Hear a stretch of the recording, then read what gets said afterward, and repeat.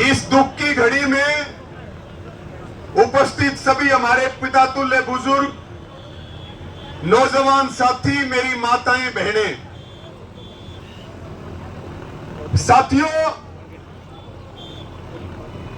आज चौथा दिन है और तीसरा दिन हो गया जब डिगावा में ये हजारों की संख्या में जो जन सैलाब आया है।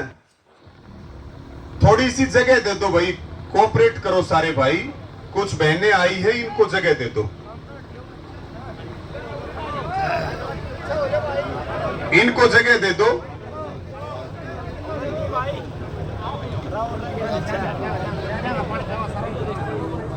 बैठ जाएंगे, बैठ जाओ, जगह दे दो इनको एक बार।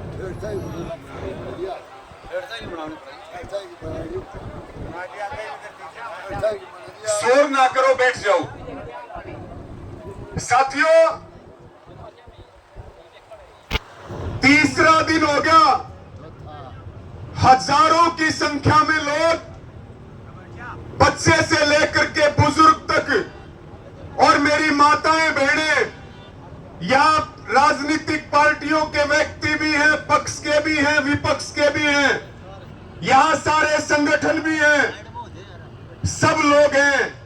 केवल और केवल हमारी एक मांग है कि हमारी इस बहन को न्याय मिलना चाहिए, और जब तक इसको न्याय नहीं मिलेगा तब तक हम यहां से लौट करके खाली हाथ वापिस नहीं जाएंगे। जन जन की यही पुकार है और जन जन का यही फैसला है। साथियों, एसएचओ को लाइन हाजिर किया, एक महिला एएसआई को लाइन हाजिर किया, 112 वालों को भी सस्पेंड किया, इनका एसएचओ और एएसआई का भी सस्पेंशन हुआ। एक बार मुझे हाथ उठा करके बताओ, हाथ उठा करके बताओ कि सस्पेंशन से हम संतुष्ट हैं क्या? नहीं। हम इन पुलिस कर्मियों के खिलाफ, हम इनके खिलाफ मुकदमा दर्ज करने की मांग करते हैं, क्योंकि अगर पुलिस ठीक तरीके से काम करती तो इस बहन की हत्या नहीं होती।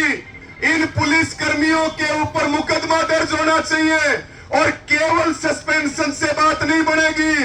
इन पुलिस कर्मियों को टर्मिनेट करके एक मिसाल पेश करने की जरूरत है। साथियों, पूरे हरियाणा के अंदर जो एसएचओ ये कह सकता है कि लड़की किसी के साथ भाग गई होगी, आपको लगता है क्या वो किसी को न्याय दे सकता है क्या वो एसएचओ? और हमारी ये भी मांग है, अगर किसी के भी दिमाग में ये बात है कि इस मामले को दबा दिया जाएगा या इस पे लिपापोती कर दी जाएगी, तो हम उनको ये कहना चाहते हैं, ये परिवार का फैसला है, ये गांव का फैसला है, ये गुहांड का फैसला है और ये लाखों करोड़ों लोगों का फैसला है। अंतिम संस्कार तभी होगा जब दोषी गिरफ्तार होंगे और वो जेल की सलाखों के पीछे होंगे, उससे पहले कोई समाधान नहीं हो सकता। साथियों, फास्ट ट्रैक कोर्ट से इस जघन्य हत्याकांड की सुनवाई होनी चाहिए और जिन लोगों ने इतने जघन्य हत्याकांड को अंजाम दिया है, हम तो ये कहते हैं कि ऐसे लोगों को बीच चौराहे पर फांसी पर लटका देना चाहिए ताकि एक नजीर पेश हो, एक मिसाल पेश हो। और मैं धन्यवाद करूंगा इस लोहारू की जनता का, इस भिवाड़ी की जनता का, चरखी दादरी की जनता का। कहां तक लोग आए हैं, किसी को निमंत्रण नहीं भेजा गया। आज भी आपने ये बता दिया कि बहन और बेटियां हमारे सिर का ताज हैं। अगर उनकी तरफ कोई आंख उठा करके देखेगा तो ये सभ्य समाज उनको बर्दाश्त नहीं करेगा। ये आप लोगों ने बताने का काम किया। और साथियों, एक बात मैं और कहूंगा, कोई भी वक्ता यहां पे आता है, भड़काने का काम ना करे भाई, अपनी राजनीतिक रोटियां कोई सेकने का काम ना करे। यहां हम सारे लोग एक मुट्ठी में बंद हैं, चाहे सत्ता वाले हो, विपक्ष वाले हो, संगठन हो, कोई भी हो। फैसला कौन करेगा? फैसला फैसला करेगी आपकी कमेटी, और वो चाहे जो फैसला कर ले। सड़क जाम करने की क्यों बात कर रहे हो? चाहे वो समुद्र में छलांग लगाने का फैसला करे तो भी हम बिना सोचे समझे लगाएंगे अपनी बहन और बेटी के लिए। लेकिन यहां कोई बोलता है, उधर से किलकी मारते हैं, इधर से किलकी मारते हैं, उधर से किलकी मारते हैं। अरे भाई, हमें भी 10-11 साल होगी लड़ते हुए, सारे हरियाणा में लड़ाई लड़ने का काम करते हैं, लेकिन साथियों अपने लोगों की सुरक्षा भी करते हैं। आज तक किसी की उंगली को चोट भी नहीं लगने दी।